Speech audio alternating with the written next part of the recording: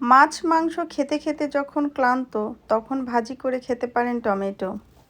Tomato ভাজি করার জন্য প্রথমে এদিকে চুলায় একটা প্যান বসিয়ে দিলাম।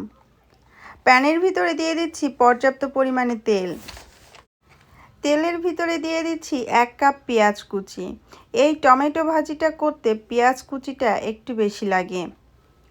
প্রথমে পেঁয়াজটাকে হালকা করে ভেজে নিব। পেঁয়াজটা হালকা করে ভাজা হয়ে গিয়েছে। এই পেঁয়াজের ভিতরে দিয়ে দিচ্ছি স্বাদ মতো লবণ আর সাথে দিয়ে দিচ্ছি 2 চিমটি পরিমাণে টেস্টিং সল্ট।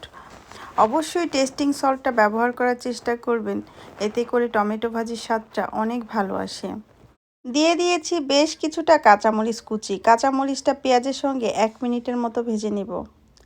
1 মিনিটের মতো ভাজা হয়ে গিয়েছে। এখন দিয়ে দিচ্ছি 2টা ডিম।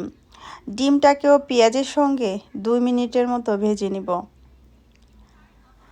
ডিমটাও পেঁয়াজের সঙ্গে 2 মিনিটের মতো ভেজে নিলাম।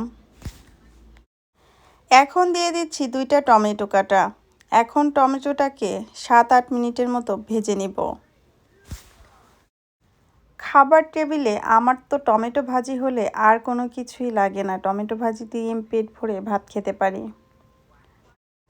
এই ভাজিটা করাও যেমন সহজ আর খেতে অনেক বেশি মজা।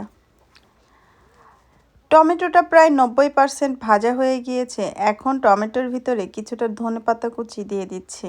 এটা ফ্রোজেন ধনেপাতা কুচি, আমার হাতের কাছে কাঁচা ধনেপাতাটা নাই। ধনেপাতা দিয়ে টমেটোটাকে আরও 2-3 মিনিটের মতো জাল করে নিলাম। টমেটোটা সম্পূর্ণ ভাজা হয়ে গিয়েছে। এই টমেটো ভাজিটা আমি চুলা থেকে নামিয়ে নিচ্ছি।